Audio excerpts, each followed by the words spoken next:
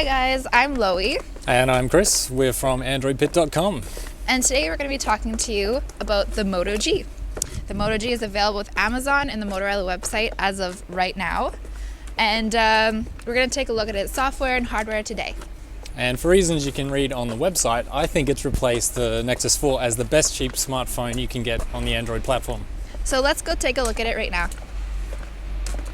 Motorola has taken a step back from the straight lines donning most smartphones these days and has instead adopted a rounded look for their new middle-class phone. By just looking at it, you can see the Moto X design all over it, like the choice of the rubberized polycarbonate as material. It derives from the more expensive Motorola phone with some minor tweaks.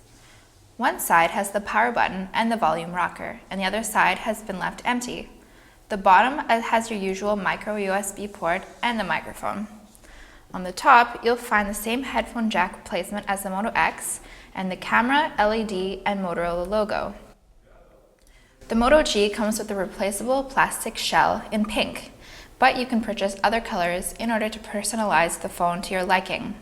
A new shell costs $14.99 from the Motorola website. Taking the phone apart proves to be a little tricky, so you have to stick your nail into the USB port and pry the thing apart, and sort of drag your nail around the edges to dislodge the back.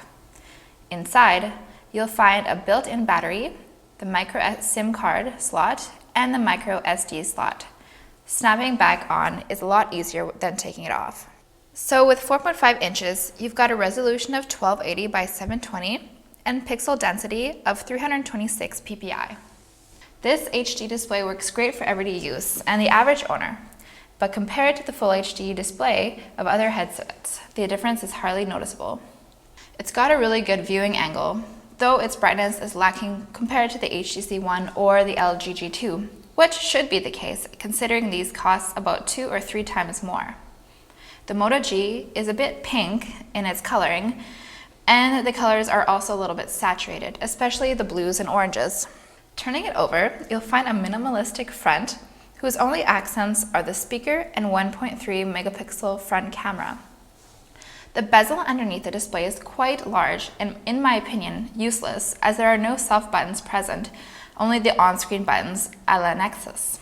It's quite the heavy one too, at 142 grams, which is about 13 grams more than the Nexus 5. The Moto G runs stock Android and comes with less bloatware than other smartphones, coming with just a few pre-installed apps, which in comparison to ones built into Samsung's device are actually of some use.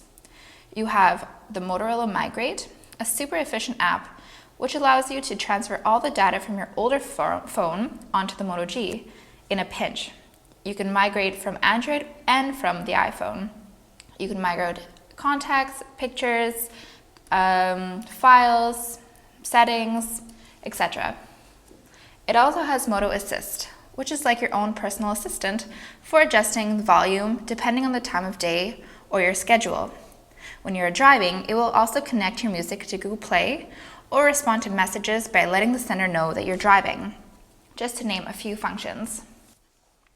The Care app is the portal to Motorola support, where you can get answers to your Moto G questions. The Moto G even has a radio app, UKW Radio, much to the envy of other smartphone owners, where this app is seldom available. The Moto G packs Android 4.3, and an update to 4.4 is expected for January 2014. Such a speedy update is, of course, a super abnormality for any new mid-range smartphones in the occasion of their first launch. But considering it's the second born from the Motorola and Google partnership, this shouldn't come as much of a surprise. So far so good. The Moto G has already left me with a good impression. But what about the camera? Well, therein lies a different story. With just 5 megapixels, the camera didn't really make me say wow, especially considering how much Motorola boasted about it during their presentation. The camera does offer, on the other hand, a nice improvement on the Android stock app with a new ring menu that can be pulled out and setting options like HDR and panorama. Tapping anywhere on the viewfinder will trigger the shot. You can also choose the focus control, where you drag the focus around at will, and then press the trigger. To get to the picture gallery, like the Nexus series, you just swipe to the corner. You can also pinch to zoom in, though you lose a lot of details in the process. Like the HTC One, you can make some slow-mo videos. The pics that you can take with your Moto G are average looking, while contrast, sharpness, and color presentation are okay. Taking photos in direct sunlight also proved to be a problem. In terms of performance, the Moto G has an okay processor, a quad-core Snapdragon 400 ticking at 1.2 GHz, complemented by 1 GB of RAM.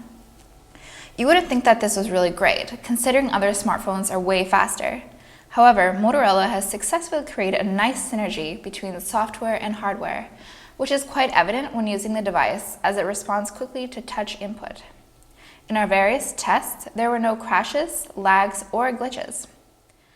The Moto G has huge potential in the mobile sector, as it targets the mid-range smartphone industry, providing a great performing phone with less frills than your usual high-end smartphone, which most users complain about anyways.